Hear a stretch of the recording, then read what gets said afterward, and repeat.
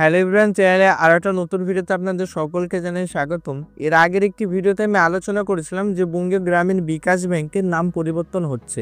বঙ্গীয় গ্রামীণ বিকাশ ব্যাংকের নাম যদি পরিবর্তন হয় তাহলে কি আপনাদের অ্যাকাউন্ট নাম্বার কি পরিবর্তন হবে বা আপনাদের যে ব্যাংকের পাসবুক রয়েছে সেটা কি পরিবর্তন হবে, সেই নিয়ে আজকের এই ভিডিওতে আমরা আলোচনা করব।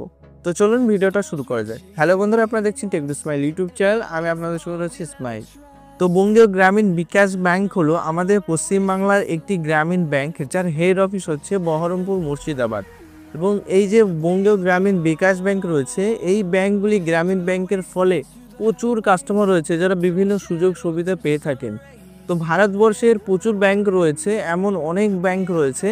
তো যেমন এসবিআইয়ের কথা বলছি, এসবিআই ব্যাংকে যদি এটা কোনো কাস্টমার যায়, সেই কাস্টমার কিন্তু সেইভাবে সাপোর্ট পায় না বা সেরকম পরিষেবা পায় না। কিন্তু একটি গ্রামীণ ব্যাংকে গেলে সাধারণ খেটে খাওয়া মানুষগুলো বা যারা ব্যাংকিং সুবিধা থেকে বঞ্চিত হন, সেই সমস্ত কাস্টমার এই গ্রামীণ ব্যাংকের সার্ভিস থেকে প্রচুর উপকৃত হন। বঙ্গীয় গ্রামীণ বিকাশ ব্যাংকের এই যে নাম, সেটা সামনের মাসের 2 তারিখ থেকে, অর্থাৎ হচ্ছে এটা এপ্রিল মাস, আজকে 18 তারিখে আমি ভিডিওটা শ্যুট করছি এপ্রিলের, মে মাসের 2 তারিখ থেকে বঙ্গীয় গ্রামীণ বিকাশ ব্যাংকের নামটা ওয়েস্ট বেঙ্গল গ্রামীণ ব্যাংক হয়ে যাচ্ছে। গ্রামীণ ব্যাংক যে নামটি রয়েছে এটা গ্রামীণ ব্যাংক থাকবে না, সেটা হবে ওয়েস্ট বেঙ্গল গ্রামীণ ব্যাংক। তো এর শর্টকাট হচ্ছে WBGB, এটা থাকতে পারে। তো অনেকে প্রশ্ন করেছেন, যদি বঙ্গীয় গ্রামীণ বিকাশ ব্যাংক নাম যদি পরিবর্তন হয় তাহলে কি আমাদের ব্যাংকের নাম পরিবর্তন হবে বা কোন কোন ব্যাংক গ্রামীণ ব্যাংকের সঙ্গে মার্জ হবে। প্রথমে হচ্ছে পশ্চিম রাজ্য গ্রামীণ ব্যাংক যেটা রয়েছে, এটা মার্চ হবে এবং বঙ্গীয় গ্রামীণ বিকাশ ব্যাংক মার্চ হবে। এবং আরও একটি গ্রামীণ ব্যাংক যেটা রয়েছে পশ্চিমবাংলায়, 3টে গ্রামীণ ব্যাংক মিলে মার্চ হয়ে যাচ্ছে।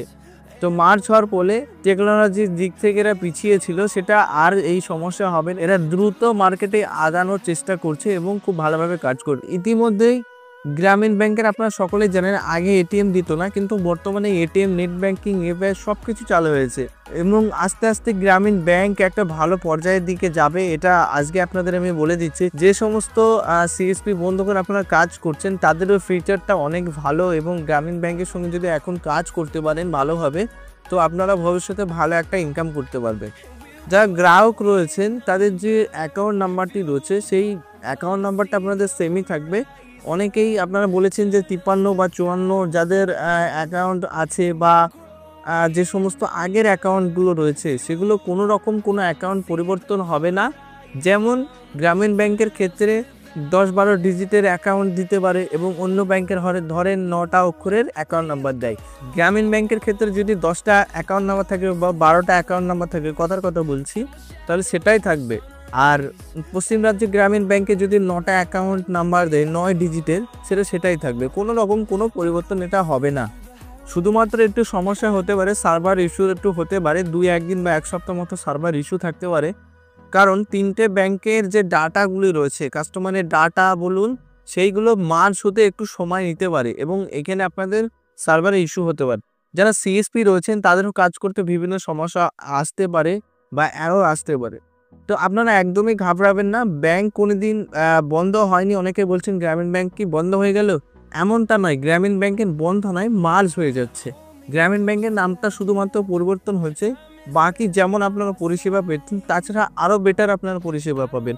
ব্যাংক চাচ্ছে কি আরও যেন কাস্টমার ভালো সার্ভিস পায়, আরও ওরা যেন টেকনোলজির দিক থেকে এগিয়ে যেতে পারে, সেই নিয়ে ব্যাংক প্রতিনিয়ত এরা কাজ করে যাচ্ছে।